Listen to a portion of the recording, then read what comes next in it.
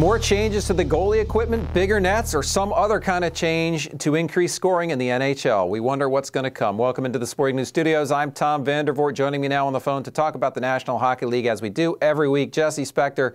So, Jesse, what do you think about proposed changes to maybe increase some scoring in the NHL? Any way we'd see a bigger net or changes to the goalie equipment or anything else? I think the changes to the goalie equipment is something that will come. It's something that's been talked about for a long time, and you know, they tweak it every now and then and take a look at goalie equipment kind of getting out of control. And the thing is, these goalies just keep getting bigger. I mean, they're bigger now than they were 10 years ago, and the difference between now and 50 years ago, a goalie now is about 3 inches taller, and the net doesn't change. So, yeah, the net isn't going to change, I don't think. I think that's one of those things that's kind of fixed in stone, and I talked to Sidney Crosby about that, and he said, yeah, you're not going to see the nets change.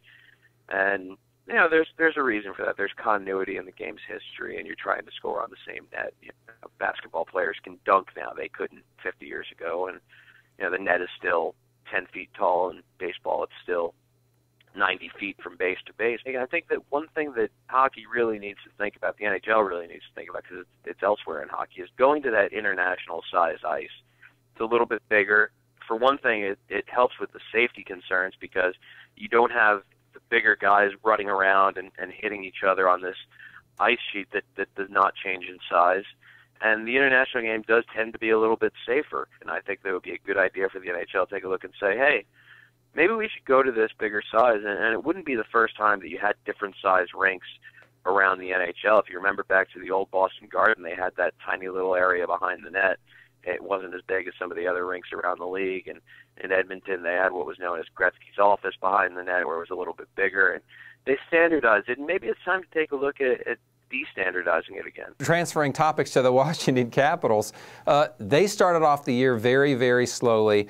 Mike Green's gaffe last night notwithstanding, they have been on a better run lately. What's your explanation for that? Improved play by Alex Ovechkin, better health for the team overall, or just learning Adam Oates' system? You know, I talked to Adam Oates and Alex Ovechkin about it, and they were both like, yeah, it's a little of both. The Capitals, you knew they were going to be in for an adjustment coming into this season, going from Dale Hunter's kind of bunker mentality and parking the bus and the style that really got them success in last year's playoffs to the new system that Adam Oates, which is more of a hard forechecking like you saw what the New Jersey Devils do and did in last year's playoffs.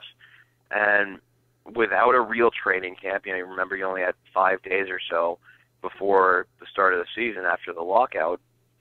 It was going to be difficult because the Capitals, unlike another team like the Montreal Canadiens, they weren't really putting in a whole new style and changing their philosophy. They were just changing coaches, and you know, there were some tweaks to their style, but it wasn't a big overhaul the way the Capitals were undergoing. And it was a Capitals team that the style had changed under Bruce Boudreau, and then you go to this extreme defensive style under Dale Hunter, and then you bring in Adam Oates, who's more balanced and you know wants good defense, but is emphasizing that hard forecheck.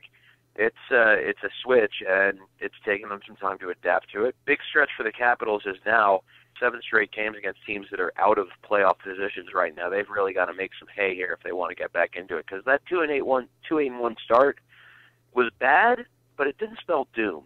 If you don't get through this stretch of 6 games upcoming now against some really mediocre competition and can't get some points out of it, then you've really got trouble, and that's where you'll spell doom. Yeah, I agree. The 2-8-1 start, I mean, that basically eliminated their margin for error, so they got to cash in now. Now, the trade deadline is coming up. Jarome Iginla, a fixture in Calgary for so many years.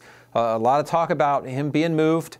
Where do you think he might be the best fit? There's been some talk about the Blackhawks, but a lot of people think maybe he doesn't fit there. What's your take on that? Jarome Iginla reportedly made a list of teams he'd be willing to accept a trade to, and it's Boston, Chicago, L.A., and Pittsburgh.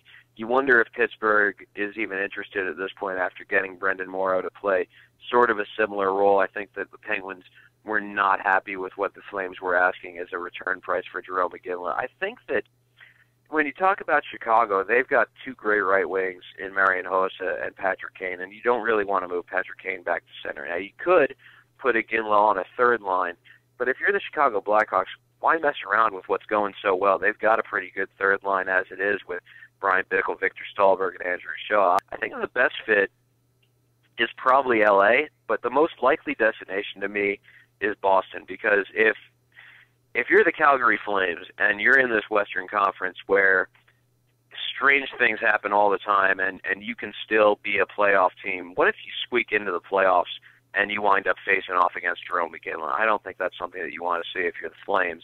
I do think that LA is a better fit than Boston, but Boston has the prospects to give and might be a little bit more desperate right now with some of the struggles that they've had lately, and more willing to wind up paying the price that the Flames are asking. Listen, Jesse, thank you so much for your time. Appreciate it. We'll catch up with you later. All right, thank you, Tom.